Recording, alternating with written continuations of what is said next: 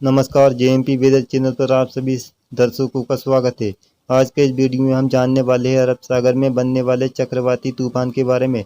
चक्रवाती तूफान, जो इसका नाम तोक्ता हो सकता है, यह म्यांमार से लिया गया है, क्योंकि हिंद महासागर से लगने वाले सभी देशों से तीन तीन नाम लिए जाते हैं। जिसकी भी बारी आती है उसका नाम रख दिया जाता है।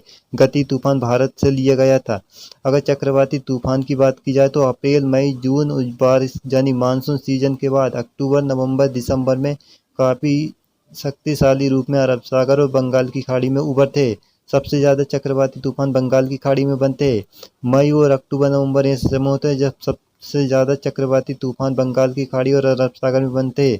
अरब सागर से बनने वाले अधिकतर तूफान अफ्रीका या ओमान के तट की ओर आगे बढ़ जाते हैं, भारतीय तटों से दूर रह जाते हैं। जबकि बंगाल की खाड़ी से आने वाले अधिकतर चक्रवाती तूफान उड़ीसा, आंध्र प्रदेश, पश्चिम बंगाल यानी भारतीय तटों को काफी प्रभावित करते हैं। इनके लिए उपयुक्त परिस्थितियों की बात की जाए तो आईओडी यानी इंडियन ओशन डिपोल जो पॉजिटिव अगर स्थिति में होता है तो अरब सागर के दक्षिणी क्षेत्र भूमध्य रेखा से लगे हुए भागों पर अधिक शक्तिशाली तूफान या कम दबाव के रूप में उभरते हैं, जो अफ्रीका या ओमान के तटों की ओर आगे बढ़ते हैं। कभी कभी भारतीय तटों को यानी 10 में से एक तूफान ऐसा हो सकता है गुजरात या मुंबई के आसपास भी टकरा सकता है। ऐसी स्थिति में अगर आईओडी नेगेटिव स्थिति में हो तो बंगाल की खाड़ी में अधिक चक्रवाती तूफान उभरते हैं।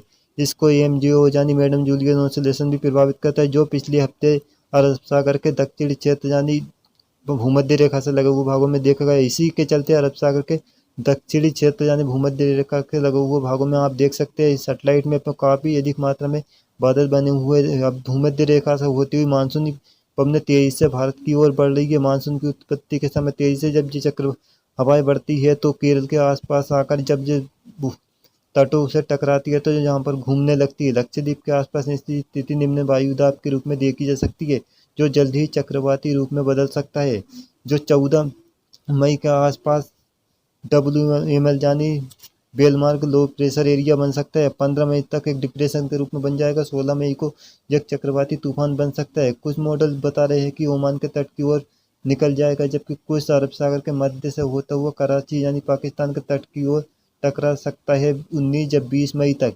जबकि भारत मौसम विज्ञान विभाग का कहना है कि जो केरल लक्षद्वीप के आसपास बनकर तटीय कर्नाटक गोवा से होते हुए मुंबई को प्रभावित करता हुआ ये अरब सागर में पहुंच जाएगा। फिर एक बार फिर से सौराष्ट्र कच्छ या पाकिस्तान के तट पर कहीं भी जाकर टकरा सकता है।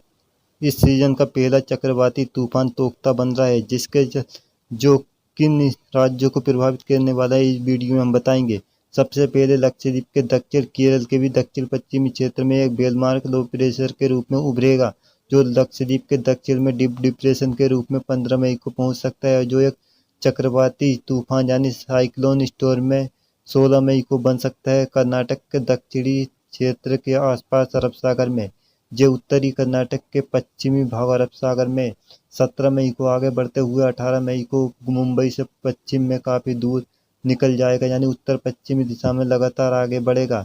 जे 19 मई तक आगे बढ़ते हुए ओमान के तट के पूर्व से ही मुड़कर उत्तर पूर्वी दिशा में मुड़ सकता है, जो सौराष्ट्र कच्छ या कराची के आसपास पाकिस्तान के दक्षिणी क्षेत्रों में 20 मई को टकरा सकता है, जिसकी रफ्तार काफी कम हो सकती है क्योंकि जो मुड़ने के साथ ही कमजोर पड़ सकता है। यानी समुद्र का तापमान भी जहाँ पर 25 से 26 डिग्री सेल्सियस होने के कारण कमजोर पड़ सकता है, जो राजस्थान की ओर में आगे बढ़कर लो प्रेशर बन सकता है, जिसके कारण देश के भीतरी भागों में भी बारिश की संभावना बन रही है। चक्रवाती तूफान के चलते किन राज्यों में बारिश होने की संभावना, किन राज्यों में तेज हवा के चलते प्रभावित होने की संभावना, इसके बारे में जानते हैं। तो सबसे पहले 14 से 16 मई के बीच केरल, तमिलनाडु के दक्षिणी भागों, केरल कर्नाटक से लगे हुए हिस्सों, दक्षिणी तटीय कर्नाटक, लक्षद्वीप समूह में अत्यंत भारी बारिश की संभावना। कई स्थानों पर 20 से 25 सेंटीमीटर बारिश के चलते बाढ़ जैसी स्थिति उत्पन्न हो सकती है। जबकि कर्नाटक के उत्तरी क्षेत्र, तेलंगाना, रायलसीमा सहित तमिलनाडु के शेष भागों, गोवा, कोंकण के दक्षिणी क्षेत्र, मुंबई सहित मध्य महाराष्ट्र, मराठवाड़ा के भी दक्षिणी क्षेत्रों में तेज बारिश दर्ज की जा सकती है। जबकि तटीय कर्नाटक, गोवा, मैंगलोर समेत केरल और लक्षद्वीप समूह में हवाओं की रफ्तार 50 से 70 किलोमीटर प्रति घंटे की हो सकती है। लेकिन जिसके बाद चक्रवाती तूफान अरब सागर के मध्य में जाने के कारण हवाओं की रफ्तार में कमी आ सकती है। जिसके बाद 19 से 22 मई के बीच गुजरात, सौराष्ट्र, कच्छ समेत राजस्थान के दक्षिणी भागों में भी तेज बारिश हो सकती है। इसी प्रकार पश्चिमी मध्य प्रदेश, विदर्भ, दक्षिणी छत्तीसगढ़, तेलंगाना में भी तेज बारिश की संभावना बन रही है। पश्चिमी विक्षोभ के चलते चक्रवाती तूफान उत्तर पश्चिम भारत की ओर बढ़ सकता है। 20 मई के बाद उत्तर पश्चिम भारत और मध्य भारत के अधिकतर हिस्सों में गरज के साथ आंधी के साथ बारिश की संभावना बन रही है। इसके बारे में आगे की वीडियो में विस्तार से बताएंगे, क्योंकि चक्रवाती तूफान की प्रारंभिक रिपोर्ट है जिसके अनुसार भारत को प्रभावित करता हुआ दिखाई दे रहा है। पहले दक्षिण भारत को, फिर ये आगे बढ़कर जब अरब सागर से मुड़कर उत्तर पूर्वी दिशा की ओर आगे बढ़ते हुए गुजरात, सौराष्ट्र, कच्छ और राजस्थान में प्रवेश करेगा। जब कमजोर पड़ जाएगा, लेकिन बारिश के रूप में देश के अधिकतर हिस्से को मौसम को बदलेगा और जो भीषण गर्मी जब बढ़ने लगेगी, जब तापमान में को भी घटा सकता है और कुछ राहत भी दे सकता है। लेकिन कुछ इलाकों में आफत आ सकती है, जहाँ पर तेज बारिश होगी और तेज हवा चलेगी, उन इलाकों के लिए चेतावनी है।